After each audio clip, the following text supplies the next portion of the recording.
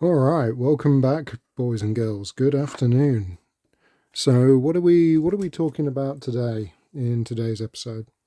So, I've talked a bit about fear of missing out. I've talked about batch painting, hobby burnout, all these wonderful things. I still feel like there's more to cover on the subject, but sometimes it's just a case of gathering your thoughts and knowing what it is you actually want to say on a subject rather than just jumping into it willy-nilly. I don't know. It's a tricky one. I mean, we live in interesting times, as the old Chinese curse goes.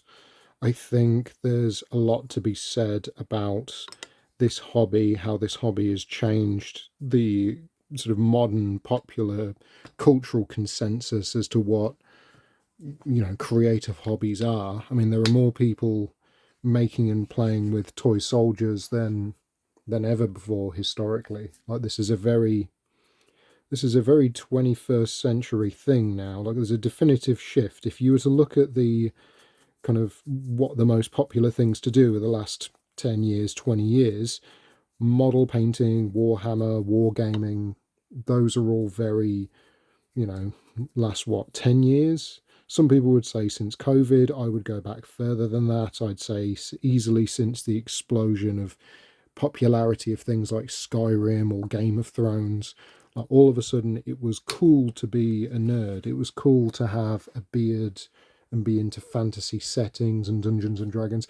And don't get me wrong, things like the pandemic helped that, absolutely, without a shadow of a doubt. Lots of people being stuck indoors, not knowing what to do with themselves, wanting to be able to engage with other people, wanting to have something that they could do creatively to put all of their kind of energy into, their focus into. Games Workshop famously saw a massive insurge of new customers, new clients. Same as Dungeons and Dragons and online, virtual tabletop systems that previously wouldn't have had nearly as many people engaging with them or playing with them. But there's more to it than that. I mean, there's a number of different ways I could take this conversation, but I think one of the things that needs to be sort of identified is the three pillars of hobby, as it were. So you've got miniatures games, you've got tradable card games, and you've got role playing games. And the big three, as they have been for decades now, are what? Warhammer 40,000, Dungeons and Dragons, and Magic the Gathering. And over the years, there have been many contenders to that. In the magical world of tabletop miniatures games, I'd say what I'm painting here right now, War Machine, in the early 2000s, back in the Mark II glory days, War Machine was very much a heavyweight contender to the throne that Games Workshop sat upon. In the magical world of Dungeons and Dragons, there have been a slew of competitors over the years, but I think Pathfinder came very close to being number one for a while. And trading card games, I mean, arguably you could say that Magic's past its prime now, and that it's all about Pokemon or Yu-Gi-Oh, but they never quite seem to capture the same public interest, do they? Not to the same extent, not to the point where if you were to have like a ranking system of the absolute, top three most popular games in each category, Magic's always at the top. I mean, even when goodness, Hearthstone, even when digital games seem to be kicking up competition and stink for Magic the Gathering, it was still ahead of the game. It was still on top, even as Hearthstone was having these esports events and things like that. But the interesting thing, and I've talked about this online before, but I've never really done a video on this subject, is although each of the three sort of fundamental pillars of this popular cultural zeitgeist, Warhammer, 40k, Dungeons and Dragons, and Magic the Gathering, even though they are all very different from one another, sometimes similar, like Dungeons and Dragons and Magic the Gathering have a lot of shared cultural heritage, if you like. It helps that they're both owned by Wizards of the Coast, now Hasbro. But, Dungeons and Dragons used to be owned by TSR, it used to be its own separate thing. The reality is, for the longest time, these were the only dogs in the game. Games Workshop didn't invent miniature wargaming, but for the longest time here in the UK, in Europe, in America, they were the only ones doing it. They were the only ones producing miniatures. They had no competition. Same for Magic the Gathering. Magic the Gathering invented the trading card game. Okay, they were the first. Dungeons and Dragons was the first role-playing game. And if you ever had a fly on the wall, I'd love to hear of a conversation between any people. It would have to be, you know, inventor of Dungeons and Dragons, Gary Gygax, inventor of Warhammer, Steve Jackson and Ian Livingstone, and it would have to be inventor of Magic the Gathering, Professor Richard Garfield, right? Just to hear what those titans of their respective industries could say to each other. They probably find they have a lot of things in common. They might have things they disagree on, I don't know. But they all set out with a very simple premise. They all wanted to do a thing that previously was never done. They all wanted to create a game that previously never existed, or an experience, or a product, or a company, or you name it. And then once established, those companies set out to do the very simple task of exist forever, right? To just keep making money, keep making products, to keep selling the toys to the children until the end of time. That's it. That became the new focus, the new goal. Perpetual existence. That's why a lot of these contenders tend to spiral out and fade away, because they don't have that goal. If you build your game, your system to be better than Warhammer or better than Magic, you know, it fixes the real problems that Magic the Gathering has. It's Dungeons and Dragons, but with a twist. Or it's like Warhammer, but it focuses on what really matters. You fall into the tyranny trap of game design. Well, all of a sudden, because you're so blinkered with that one focus, that people inevitably get upset when your game doesn't deliver on anything else that it could. So you take, for example, in the world of tabletop miniature games, Mantic as a prime example. Mantic as a company has always existed to just create cheap toy soldiers. That is it. Their entire business model from the last, 15 years has always been, we are cheaper than Games Workshop. Their prices slowly go up, but their prices are always cheaper than Games Workshop prices, because that's their entire business model. That's their entire business ethos. Games Workshop, quality, but cheaper. The problem there is, if you play something like Kings of War, or Warpath, or Killzone, or whatever, all these different sort of spin-off skirmish products that they created, and you go, wow, these aren't particularly well written, it's because ultimately the company only ever existed to do one thing: create cheap models. It didn't exist to create a better version of Warhammer 40k or Kill Team or whatever, Killzone or whatever the hell the name of the products are. It existed to create cheap models. It existed to create Chaos Dwarf plastics when no one else was doing that. It existed to create, cheap undead, cheap orcs, cheap dwarves, cheap everything. And the game was just a sort of justification for that. Oh, no, we're not just making models because we're here to undercut GW's profits. We're making these models because they fit our unique licensed property wargame. Yeah, sure. No one cared about Kings of War until the stock market crash that was Age of Sigmar back in 2015, and I'll die on that hill. But then you look at other companies. You look at things like Magic the Gathering as a prime example. If your entire spin-off competitive product is, it's Flesh and Blood, it's Magic the Gathering, but it focuses on the actual tournament, strict gameplay side of things. Great. Yeah, Flesh and Blood, that's got legs. There was a London Pro Tour the same day as Salute down in London, and it looked great, and it looked like it was full of people.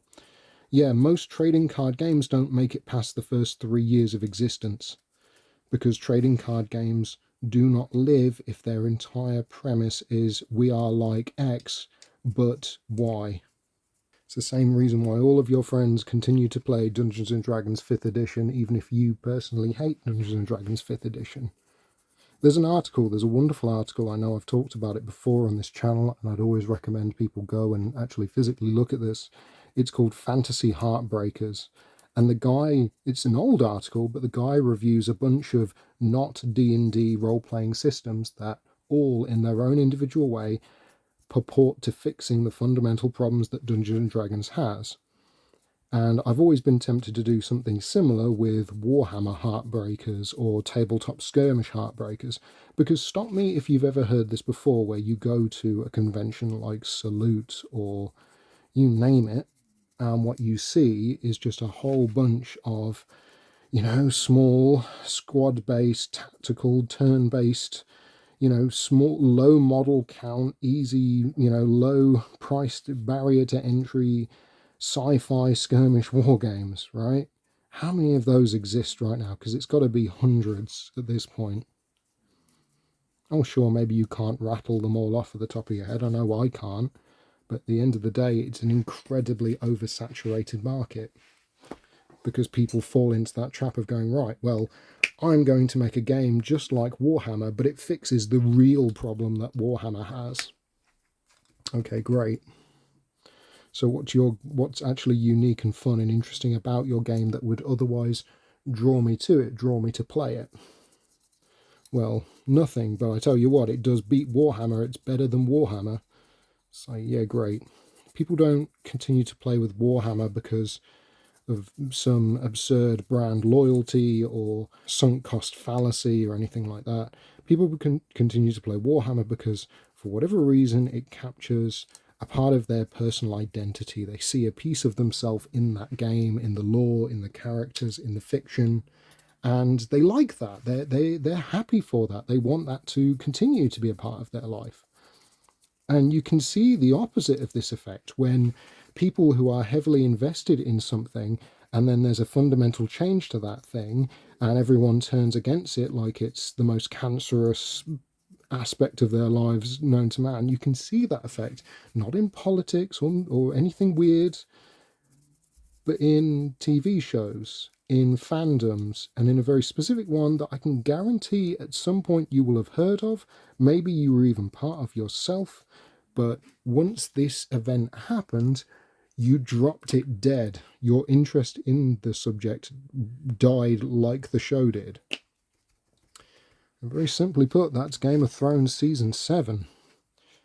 Because until Game of Thrones Season 7 came out, everyone loved Game of Thrones. Everyone was crazy for Game of Thrones. Everyone was crazy for House Stark, House Targaryen, House whatever. Winter is coming. I'm naming my children, Daenerys or Khaleesi or whatever.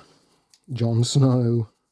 People loved Game of Thrones for the first 6 seasons, and then Season 7 dropped and killed the franchise dead. A complete 180 overnight. And that does not happen in this day and age. It happens so rarely. I would like you to actually think and comment down below. When was the last time you ever heard of a fan base going from maximum popularity to the point where it's in the normal news material, like the Radio Times, like on websites, like in magazines? People are going, oh, the latest episode of Game of Thrones is out, don't spoil it, I've not seen it yet. Stop reading if you don't want to have spoilers for the first 3 episodes of Season 5 of GOT. It's all about GOT. To go from that to go to nothing.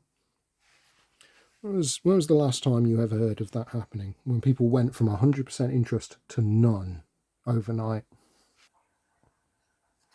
So you've got the big 3, haven't you? You've got Games Workshop, you've got Wizards of the Coast, you've got Dungeons and Dragons, Magic the Gathering, Warhammer. Those are the 3. They form the model making, role playing, card playing sort of niche of the modern popular cultural zeitgeist that we live in, right? God, I love that term. I could say that all day. And the thing is, if you were to have like a Venn diagram, all 3 of them interact with one another in very different ways.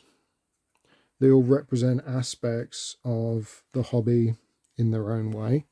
And they all have their own different levels of barrier to entry or cost associated with it, or the sort of the amount of stuff that you need to actually play the game. All right, so let's break this down. Right, so the cheapest to play out of the three. Well, arguably, if someone already has Warhammer models or Magic the Gathering cards, then you would argue that, you know, whatever you've got stuff or someone's donated you stuff, that's the cheapest, right? Well, if you're completely brand new to any of these hobbies, the absolute cheapest, the absolute lowest barrier to entry is Dungeons and Dragons. Because right now you can go on the website and all the rules are there, freely available for you to download right now. Okay, you can download the basic rules, which comes with a bunch of sample monsters and characters and all the rules you need to actually play the game and assemble a party and create your own characters and create scenarios and cast spells and do all the Dungeons and Dragons things, right? It is free to play. The books, the dice, all that stuff is extra. That is stuff that you willingly buy extra. It is not necessary to actually play the game. But people tend to buy it because they want the stuff. And hey, if you're worried about not having enough to do with the basic rules, you can always download a bunch of free scenarios and things that people have made online. But I feel like that's a bit of a misnomer because you can do that with all of these games, right? You can play different formats of Magic the Gathering that people have come up with. You can play different scenarios of Warhammer or use unit cards for things that don't exist in the game that the fans have created. You can do all those things with the other games, but with D&D, it's kind of part of the lifeblood. People love creating their own stuff for Dungeons and Dragons. They love creating their own scenarios and just spells and all sorts. So Dungeons and Dragons, Wizards of the Coast, it is the cheapest to get into of the three, right? Because yes, although on the Games Workshop website, the basic rules for Warhammer are free and available for anyone to download.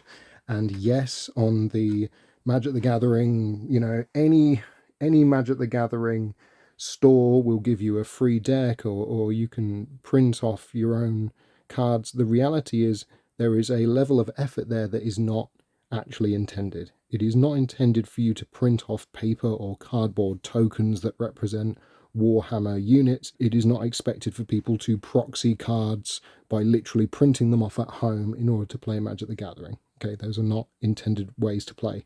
With Dungeons and Dragons, it is. It is an option that's very rarely talked about anymore, but it is free to play 100%, right? So if that's the cost to entry, and Dungeons and Dragons is firmly in that corner of the pyramid, that's the cheapest, right, to get into. What about ease of actual play, of actually playing the game, right? Something like Dungeons and Dragons, when you're casting spells, when you're a DM and you've never done it before, there can be quite a high barrier to actually enjoying the game. Because if you don't know what you're doing, well, merely that could be said about any of these. If you don't know what you're doing, you're not going to have a fun time. All right, let's adapt that a little bit.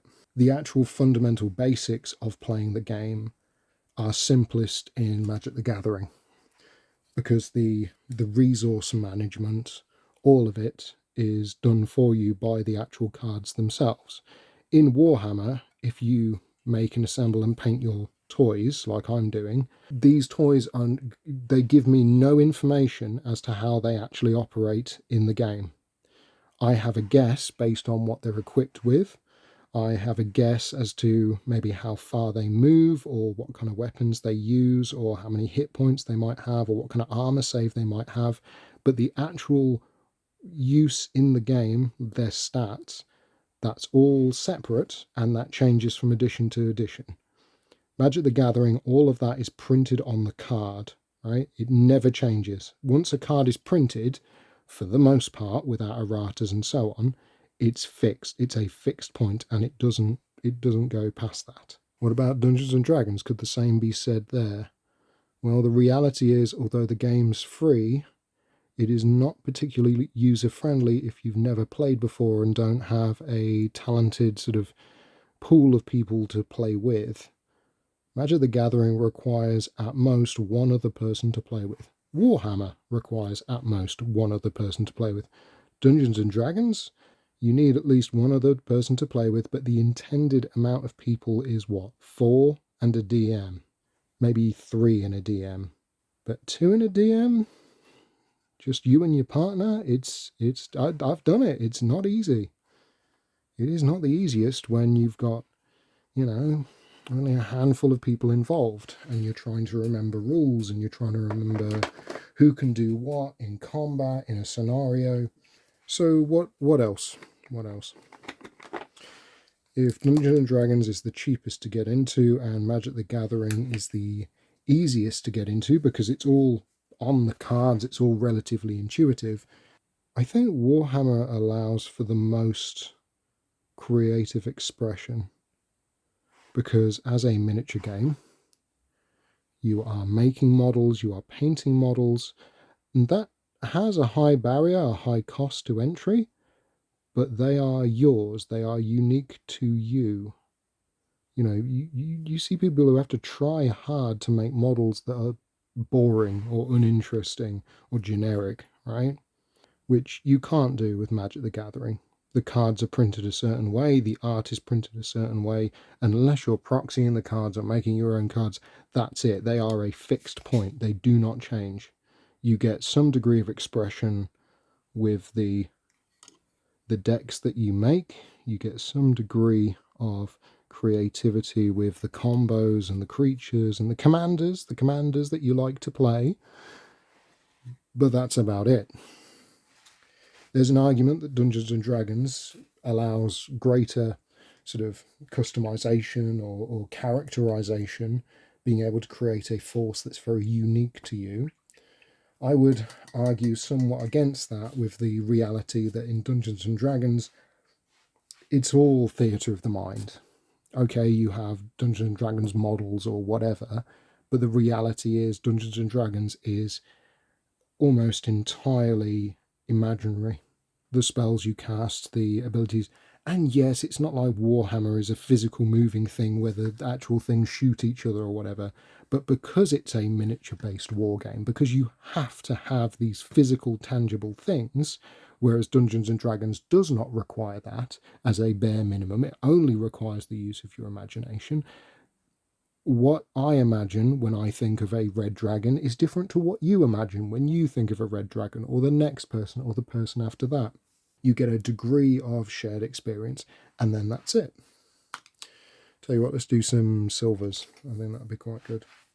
And don't get me wrong, there's a lot of overlap on this pyramid, but I think that's kind of the way that the cookie crumbles, as it were. Dungeons and Dragons is by far the easiest to get into. Magic the Gathering is by far the easiest to play. And something like Warhammer, a miniatures-based game, is by far the most creative and expressive of the three. And the argument, ultimately, is that all other games fall somewhere on that pyramid. Some games are very, very low barrier to entry with high expression, but maybe not the simplest things to play, to sort of pick up and learn, right? So something like Gaslands, yeah, that is a super cheap game. I mean, barrier to entry in terms of cost of the models, it's toy cars. Even if you don't put weapons on your toy cars, they are still toy cars at the end of the day, which are, either something you already own or can literally be bought for pound coins at Poundland. The rules to Gaslands itself and all the little widgets and dials and all those fiddly little bits, that's when the complexity starts to kick in and the sort of amount of stuff that you need starts to kick in. But I would balance that against the fact that so long as what you're making is a car or something that can be interpreted as a car, the creativity goes through the roof. Because the reality is, if Gaslands was going to peter out and die, because the only things people ever bothered to make were like the Ghostbusters hearse or the A-Team van or whatever, it would have done that by now, right? It would have been a flash in the pan 10 years ago, and we wouldn't, one of my most highly rated requests on this channel is people asking for Gaslands content to come back at the end of the day. And to be honest, a lot of games that we talk about moving forwards fit onto it. And that might be something that I start to do whenever I talk about a board game. But that's a conversation for another day, and this video has gone on long enough. So there's a bit more rambling for you. If you've enjoyed today's video, leave a like, a comment, a subscribe, check out the Patreon, all that good stuff. There is more regular, solid, grounded content to come. It's just that, as you can see, I've got a lot on my plate right now. All right, thank you all for watching, boys and girls, and I'll see you in the next episode. Bye-bye.